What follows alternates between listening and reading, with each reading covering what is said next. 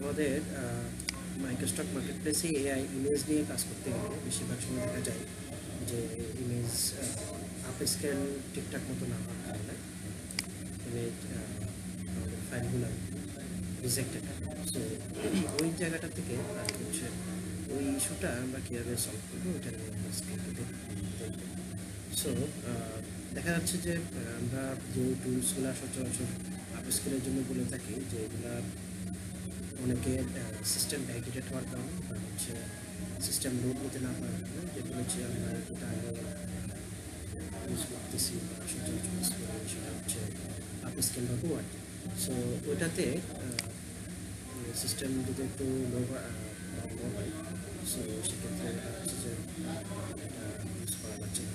তো সেক্ষেত্রে আমরা বলি যে একটা আপ স্কেল ইউজ করার জন্য এটা নাম হচ্ছে tiny-row.com। হ্যাঁ, সো ওটা থেকে আমরা আপ স্কেল করতে পারি। তো tiny-row.com এ গেলে অনেক অপশন থাকে। সো এখান থেকে আমরা ইমেজ আপ স্কেলটা ইউজ করবো। সো ইমেজ আপ স্কেলে আসার পরে আমরা দেখবো যে এখানে ওইরকম একটা অপশন থাকবে যে আপলোড অপশন থাকবে। সো এখান থেকে আমরা ক্লিক করে আমরা ইমেজ আমরা দেখবো।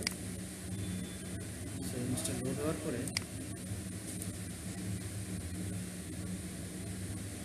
এখানে একটা অপশন আসবে আপনি এটাকে কি কোন ভার্সনে হচ্ছে আপনি আপস্কেল করতেছেন। এটা ইন্টারেস্ট 2x মানে হচ্ছে এটা দ্বিগুণ আপস্কেল হবে, 4x হচ্ছে আপনার 4 গুণ আপস্কেল হবে। সো এরপরে আমি 4x দিয়ে দেন এটা হচ্ছে এটাকে আপস্কেলে ক্লিক করতে এখানে একটা অপশন আসবে যে একটু চেক করবে, ক্যাপচা চেক করবে, দেন হচ্ছে এরপরে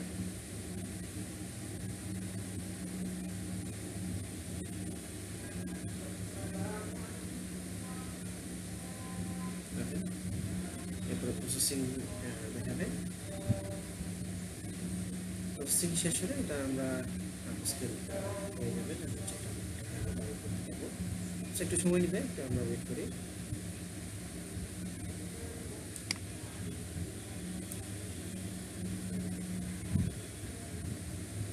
সো এতদিন আমরা যারা আপস্কেল নিয়ে একটু সমস্যা ছিলাম যে ঠিকঠাক মতো আপস্কেল না হওয়ার কারণে আমাদের অ্যাসেটগুলো রিজেক্টেড হচ্ছে। সো আশা করি আজকে থেকে আপনাদের ওই প্রবলেমটা সলভ হবে। দেখেন আমি 901 MB মতো একটা ইমেজ দেওয়ার পরে এটা হচ্ছে আমার এখন হচ্ছে 4.4 MB মতো ফাইল সাইজ হয়েছে। ওকে, সো ভালো থাকুন। নেক্সট কোনো ভিডিও নিয়ে আপনাদের সাথে আবার দেখা